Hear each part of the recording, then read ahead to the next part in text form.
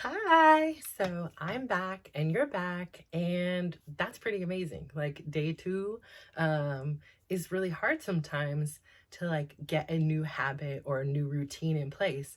So um I appreciate you for coming back, and I appreciate me for even attempting this a second time. So I'm sure over time it will get easier. I started thinking a lot about how there's that theory, or whatever you want to call it, where 10,000 hours of anything makes you a pro. You're putting in, what is it, on average, 3 hours a day over a course of time, and just that repetitiveness of doing something um, ultimately ends up in having great results. So we are like at hour two of 10,000. So I'm sure where this journey will end up is going to look very different from where I'm at today. But I hope that regardless of that, the message is still come across. So day two, that is just those small things I was talking about yesterday, small changes, micro things.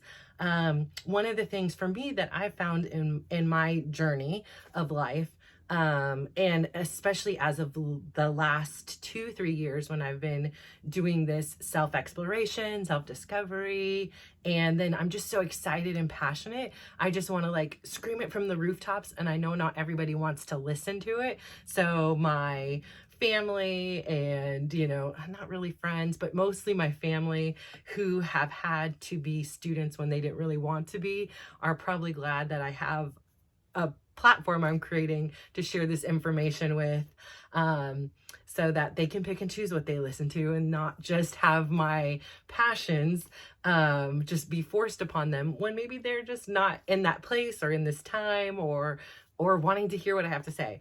So this is for you or anybody who does want to hear what I have to say. But anyway, so one of the things that I found has helped me in my journey, again, across different things, is a thing called priming my environment.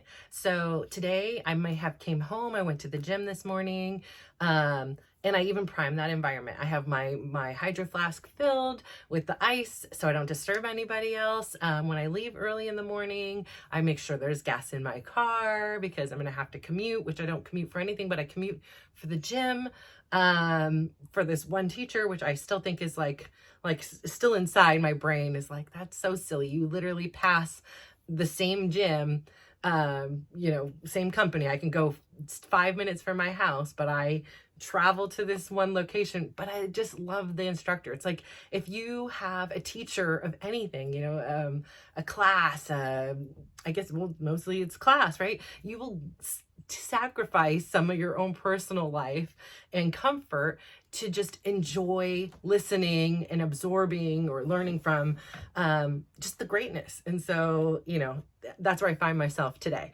But so I go to the gym, I had my environment primed, my, workout clothes ready. And even with this, because this is now a new habit for me, I had my little environment primed. This isn't the most glamorous of area to be recording in, but I have my everything set up so that it's like, oh, I have this visual reminder, like, okay, you're supposed to do this. This is what your plan is to do this. And that's where I'm starting, is just with a plan. Because sometimes, like I said yesterday, I don't know where to start. And because I don't know where to start, I don't have this pretty perfect vision and, the business plan and a pretty bow wrapped around it, I kind of get stuck, and I'll say, all right, I don't know where to start. Let me spend 45 hours researching on how do I start? What should I say? Do the homework, figure out what the topic is going to be about. And then I just make something that could be so small into such a momentous thing. And each new thing, obstacle I'm putting in my way is just elongating it. And so a few years ago, I used to always say, I want to be an author. I want to be an author. I want to be a writer. I have all these stories I want to share, and these life situations, and people hear my story or they hear about my life and they're like, wow, you should write a book. There should be a movie, something, it's fascinating. How you guys keep your inspiration, how you, stay in good faith, how you're happy, how you are disciplined, you stick with things. So so I, again, wanted to be an author. I didn't know what the book was going to be called, or what the subject matter. Was it going to be fiction, nonfiction? Was it a children's book, a teen book, an adult book, a anybody book? I didn't know. And so for so many years, I just simply just wouldn't write at all. Not a, I mean, I would write, but never anything deliberately writing for a book. Because I was just lost in indecisiveness. And so one day I was in San Francisco, I was doing a job, and on the way home, I was on the Bay Bridge, and I believe I'm a really big fan of, I grew up, my dad would often listen to Tony Robbins. We had the old first cassettes, and then I believe it evolved into the CDs. It was a whole library set of it. We had Tony Robbins books in the house. We had a lot of, he is a real estate agent. And so there was I don't remember which one was which. I think one does it now. One's the father, one's the son. Tom Ferry, Mike Ferry, I don't know. But there were like conventions. I started working for my dad at one point in my teens, and he would take me to these conventions, and you would go, and there was just this infectious energy. And it was like everybody in there was like so hyped up. Like you might have walked in one way, not having any listings or not having any buyers, and then everybody would walk out of there. Not everybody, but it seemed like just so energized. It was like we plugged in and we got all these new ideas that weren't even that new, but just kind of put them in one place, and was like just the intense energy around us was like invigorating. So I say all that to say is I've always been a fan of, I love music. Don't get me wrong. There's a lot of times I just want to shut the world out and just rock out in my car.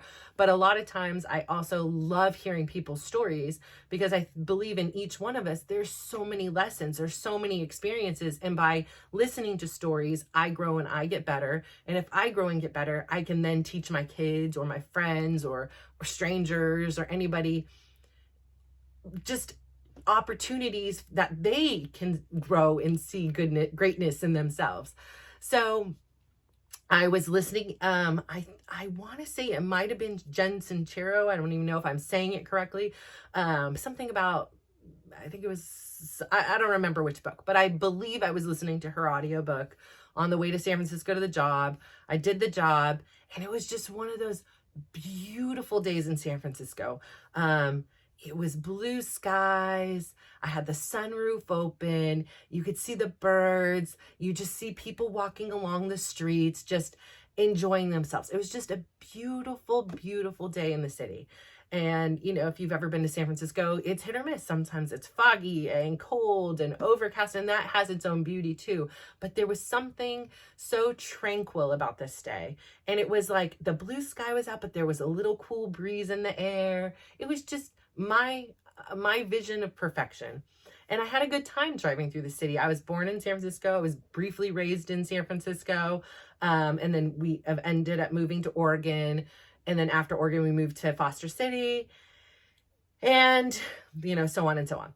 But my grandmother had also lived in San Francisco, and my great auntie. And so I had the opportunity to explore San Francisco a lot as a child. Ultimately, later on in life, my oldest son ended up having open heart surgery in the same hospital I was born and my brother was born in, which I thought was like some kind of weird, kind of cool thing, where it was like, that is where I was brought into the world, and yet this is where like he gets a second chance at life, was there. So UCSF, shout out to you, love you. Phenomenal doctors, and they were just a great support system for me, and more importantly for my son. When he literally had died there, and I watched him with little baby whatever those things are called. Yeah, I watched that happen. That's a story for another day.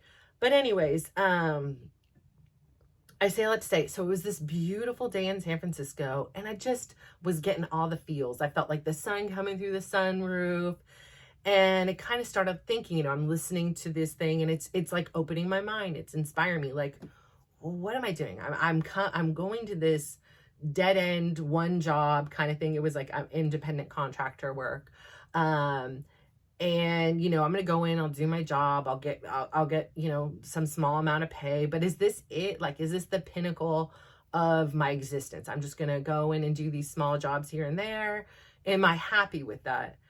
And quite frankly, the answer was no. And so I started doing more self-reflection. The business that we started, that I helped start, was, it's not my dream. I always wanted to be like a businesswoman, an entrepreneur, creative thinker. But the subject matter of the business is absolutely like my Achilles heel. I don't even want to learn about the tech. Like, I just want it to work. I don't want to know the ins and outs. It's not exciting to me. I don't feel any passion. I actually feel frustration and annoyance by my inability to want to grasp it. So there's this resistance in there. And I used to joke with my husband. I used to say, if I learn tech support, then there is no need for you around. Like, you need me to not know this so I can keep you around. And there are other people in my family that, like my uncle, this was their field day. This was just loved it, just loved tinkering around, loved the evolution, the prompt technology changes. And I appreciate the luxury of internet and having so much information at the tip of my fingers, and the ease of being able to switch from podcast to audiobook to rocking out to some top 40 music, whatever it is. I think that's great. It's not like, when I was in the 90s and I had my, 6-disc CD changer in the back of my Nissan Sentra, and it was like, oh, I don't want to listen to this anymore, but I'd have to pull over and open up my big booklet with all the CDs in there and be like, okay, what are we listening to today? No, it's like, okay, you put something on, you don't like it, you're like, hey Siri, skip, or whatever, and it does it for you. So I am a huge fangirl of all the results of the technology. I just don't have any passion or desire to figure any of it out on my own, which is rare because I'm like, I can do everything, but I just, for some reason, just have zero anything. Anyways, so yeah, me doing this tech support job that I was doing this day was like, no, this isn't, I can do it, I'm fine, but it's like hurting my soul doing this, like literally. So I remember driving and I get on the Bay Bridge and it's still just beautiful. And I'm like, there's a piece of me in that moment that was like, I left my heart in San Francisco. Like, I want to go back, but I need to start traveling towards home, because if I don't, there's going to be traffic and I have to pick up this kid. Then they got to go to this practice, got to make them food, then we got dinner. It just wasn't the time or opportunity for me to just chill out in San Francisco like I did. But I'm on the Bay Bridge and I'm thinking, it's just calling me. Like, I just want to be there. I almost want to just be like, can I call in Hooky from being mom for the day? Like, will somebody else just pick up my kids? Can they walk home? Like, and no, there wasn't that option. So I can't stop this overwhelming feeling. And so I get to where the exit for Treasure Island is, which is that little island in between the two sides of the Bay Bridge. And I pull off. I was like, I can't not see the city right now. So I pull off, I drive along the shoreline, and I park the car, and I get out of the car, and I just sit on the rocks, and I stare at the city, and I'm watching the bay. And of course, the iconic song, not that I left my heart in San Francisco. I already did that one, right? That one was on the bridge.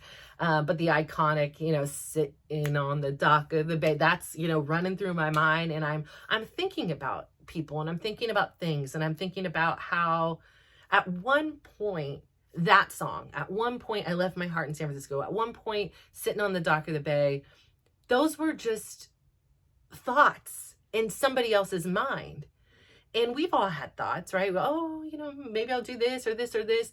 And then they kind of get brushed past by life's, I have to pick up kids, or I have to cook, or we ran out of this item at the grocery store, or, I have to go to this doctor's appointment, or I stubbed my toe, whatever it is. And those songs, as easy as they come in, they just leave and we do nothing with them. And the songs could be a song, it could be a dance, it could be a drawing, it could be, whatever your art is. And for me, it was like, okay, what makes them so much different than I? I mean, we both were born, we're both just people, right? There's nothing different. So it really inspired me to say, well, what is your dream? Okay, well, I want to be this author. I want to be a writer. I want to share my stories with somebody. And it really, or even just document, even if the only people that ever read my material or watch my shows are my children in the future or my grandchildren, like that'll be all worth it. Like I don't care who's in the audience. I don't care how many people in the audience. I don't care if I'm by myself here. I just know that eventually this is what I'm supposed to be doing, and it will all make sense to somebody somewhere, and then that's all worth it. So I pulled out my iPhone and I sat down, and I'm, again, like I start now getting in the head of like the details, like, oh, where is the best place to write a book? Oh, what? And then I just said, stop. There is no best, there is no perfect, there is, and maybe there is. You are far from that stage. What your task at hand today is, just do it. Like Nike said, just do it. However it looks, it could be sloppy, it could be grammatically wrong. Yet we don't have a title of the book. We don't even have a theme, no plan. Just write. That's it. That's your job today. Just write. And, I often think about, people talking about this concept of like writer's block is like, well, what am I going to write? Or, I sit down to write and there isn't anything. And I'm going to be honest with you, like, it is so foreign to me. Like, I just start and it comes, whatever it is. And sometimes it's repeated and sometimes it's, more in depth. So like I may brush on a subject, but now I'm like really getting into the deeper of where is that lesson? And maybe the lesson I learned from it 3 years ago was part of it, but maybe there's a little bit more. And that lesson 3 years now in my present is a little bit deeper. I have more context. I have more understanding. I personally have acquired more tools that will allow me to heal those wounds or repair the damage I've inflicted on somebody else. So anyways, I just sat down and I started writing. And I probably should go back and just reread it, because that's my other thing is of all the writing I've done, I've never gone back and reread it. I know like even within a day, if I look back, I'm like, what was I trying to say here? Like like it's misspelled or two words get combined, but I really try to not like micromanage my writing. I just let it kind of be free and let it just go where it goes. And so today, when I was thinking about when I, came in my room and I saw the conditions primed, I saw the, the tripod for the camera, and I saw the chair, sitting awkwardly here. And I thought, okay, I got to do this. And I'm like, well, what am I going to talk about? And I just had to do basically what I did that day. I'm like, it will just come. It will come. And if it doesn't come, it doesn't come. It's okay. So I'm really trying to work hard at just being like accepting of where I am today in my present and sharing what I feel like needs to be shared. It's not this whole premeditated idea. And maybe at some point and someday in some way, that's kind of the way it's going to be. But for now, I'm just doing it. And I'm proud of that. Just like when I decided to make that small walk up the hill to the mailbox, and then did that for a week, and then did the mailbox plus a block, and and where I've evolved to, or when I talked about yesterday about intermittent fasting. Well, I didn't start right away with this only 8-hour window of eating opportunity. Oh, no. It was like slowly, here's a couple hours that you're not gonna, okay, a couple more. It was a gradual thing. I do the cold showers. I don't have a cold tub to plunge into, but I do cold showers, and that is torture. Like I dislike every moment, like when I'm like, okay, and maybe I'm doing it wrong because I'm in this super, super hot shower. My skin's like burning off and red, and it's so warm and comfortable. And then I'm like, all right, we're going to go from this into a freezing cold, shower. But I didn't start like all the way at hot and then go all the way to cold. No, it was just like, okay, today we're going to 1 tick. And that was like enough to take my breath out away. And then I went 2 ticks, and I'm like, and it's a habit, and it's a slow transition for me. Maybe some people are like, we need to rip this Band-Aid off. We're not fooling around with the little slow peel. We're in the hot water, we're in the cold water. And some parts of life, I am like that. I'm like, let's just get it over with. Let's just, whatever it is, we'll deal with it. But in these areas of my life where I want to make permanent consistent change, I do believe there needs to be some pain, but I also need to throttle that pain to not torture myself where I'm like, I'm not doing this.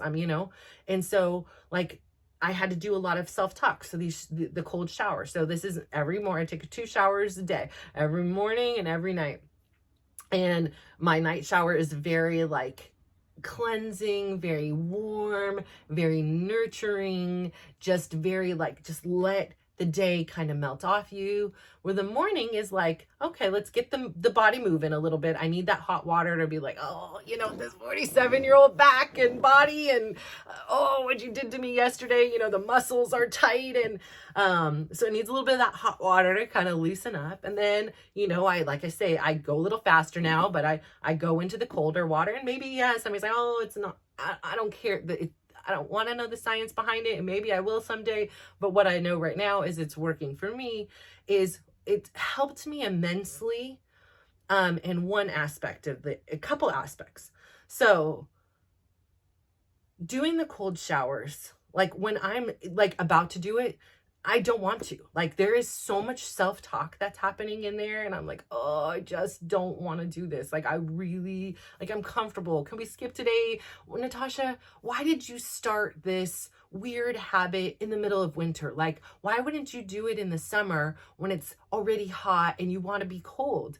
And I just have to like silence that and say, listen, we're not going to just wait half a year to this perfect condition, which may never come. And if you just learn how to do it in these optimal conditions, when stuff hits the fan, how are you going to be able to respond? Let's do it in the deepest, coldest winter months. And if you could survive this 30 days, you can survive the next 300. So what it's really taught me is, number one, to have that dialogue, like back and forth, where it's not just one option in my brain is outweighing the other one. It's just like, here's this predicament we're faced with. And yes, the conditions aren't great.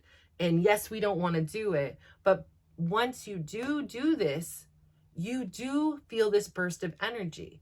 You do feel this burst of, I did that. I didn't want to do it. I was dreading it.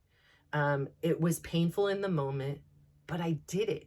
I set my mind to something as small as shifting the water from hot to cold, and I did it, and I survived it. And I actually, in a weird way, feel better now, but it doesn't mean tomorrow I'm going to be looking forward to this, because still I'm nowhere near where I am looking forward to it. Like there's been times I'm like, okay, maybe I'll just start with the cold, and it doesn't matter. It all sucks. And then the other thing that has been really, like, I would say the most impactful thing on my life has been the ability that standing there in that cold water, like on my back, with it dripping down the front, just hitting all my nerves, it takes the breath out of you. Like you just want to like jolt and not be a part of it. But to learn how to, for myself, who is a person who is a very logical person, but in the right conditions, I can become very emotional and protective and irrational, maybe, I don't know. But to have the ability in this pain, this self-inflicted pain, to self-regulate the voices, to self-regulate the emotions, and to tell myself with kindness, like, it's going to be okay. Like, this is uncomfortable. This kind of hurts. This is jarring. This is unpleasant. And you can step aside. You could take a step to the left and you can get out of your pain, or a step to the right and be out of the pain, or step forward and be out of the pain. But you just standing in it, it gives you this power to self-regulate in uncomfortable situations. And it has been a really great tool to use in that moment. So now I'm talking to myself and I'm saying, you do have these options to leave. The choice to get out of the water, turn the water back to warm, turn the water off. Like, you have choices, but you standing in here and just breathing through the storm, breathing through, which feels like a storm, feels like hell. That's cold hell. I don't know. And then you're thinking, like, I'll start thinking that there are people who are, you know, jumping into the San Francisco Bay and swimming without a wetsuit. There are people that are in these ice fishing ponds and they're going in deep plunges there, and blessings to them, you know, hats off. Maybe I'll get there one day. I am struggling with my cold showers, but I have found so much strength in this new habit that I'm trying to create as a daily habit. Most days I do, but sometimes, again, like I say, it's not part of my default. It's not part of my wired in system. So it has to be a conscious decision. And it's difficult to kind of prime your situation. Like, I need to like put a sticky in there, like, don't forget to take your cold shower. You know, there's been a couple days that I'm like, get out and I'm drying off and I'm like, oh, I forgot the dang cold water today, you know? And I do notice I do feel different on those days. And it doesn't matter if it's a 1 minute, 30 seconds, 10 seconds. I'm not getting lost in the detail. It's I did it or I didn't do it. And then I naturally, just like with my steps or my fasting, it's like I am the type of person who has so much willpower that I continually want to challenge my own self. Not that I want to reach some spectacular pinnacle. It's just there is something that like my husband has said to me before, and for a long time I took offense to it. And it was just, nothing is ever good enough for you. And to be fair, it isn't. It isn't. Like, I don't feel like with anything in my own personal life, and maybe I pass judgment on others, but I just, it's probably something I need to work on, but I just don't feel like I reach this, like, okay, I'm here. Like, this is good enough. I do that. I'm like, just not complacent enough. And maybe that's fine for anybody who is like, I have this goal, I achieve it, and I'm just going to ride that out for the rest of life. Great for you. I'm so in support. I don't like where I say I pass judgment is like the people that say, oh, I don't like this about my life and I don't like this. And it's just the complaint, but there's zero action. Like, and I'm not talking big things. Again, I'm always about the micro and the small, but like some kind of, even just a thought, instead of just using that, all those minutes again, repeating, I don't like this. I don't like this. I don't like this, is kind of like, well, try it, like do it, and then say you don't, or make a small, even if it's just a thought, like change the thought a little bit. So anyways, I say all that to say, I suggest 2 things today. Trying cold showers. They're fantastic. They're not, but the strength that you build from it, I believe there's some scientific kind of, things that help you. I don't know. I'm not worrying about that again. But for me, just being able to like self-regulate and breathe and tell myself it's going to be okay. This sucks. This hurts. You're in pain. You're in discomfort, but it will end. And if you just find a way, even just to breathe, it has helped me immensely when I've gotten into other situations in life that I've been like, ooh, I feel very uncomfortable. I feel very dysregulated. I feel very like in pain. I feel anxious. And then I've been able to like shift my mind and be like, go back to that shower. Right now, you're in a different form of that shower and you just need to breathe. Calm down. Like, it's going to be okay. This too shall pass. So this has been a recent phenomenon. And then the second thing was priming your environment. So, priming your environment is huge, like has been huge for me. So silly little things like, I'm going to obliterate how to say this, that gusha, like I want a gusha. And so when I leave the gusha tools out, I find like, oh, I just pick it up and I'll do it here, there. And it may be not in the, hours long that I would want to or need to do, but I'm slowly getting there. I do a lot of my steps inside. I have very weak ankles. And I find that when I'm outside, the conditions are like, I'm now focused on, is there a rock in the road? Is there a pebble? Is there other people? And I've just found when I'm able to do a lot of my indoor jogging, people call it fake running, whatever it is they want to call it, because it's not on a treadmill. I've been able to like now assimilate the two. So I'll either do a lot of writing. On occasion, I'll listen to, self-improvement books. I will watch various YouTubes with the same kind of content. Very rarely, I mean, if I really need a shut off, I'll watch like a TV show or binge watch something. But I'm talking that's probably twice a year.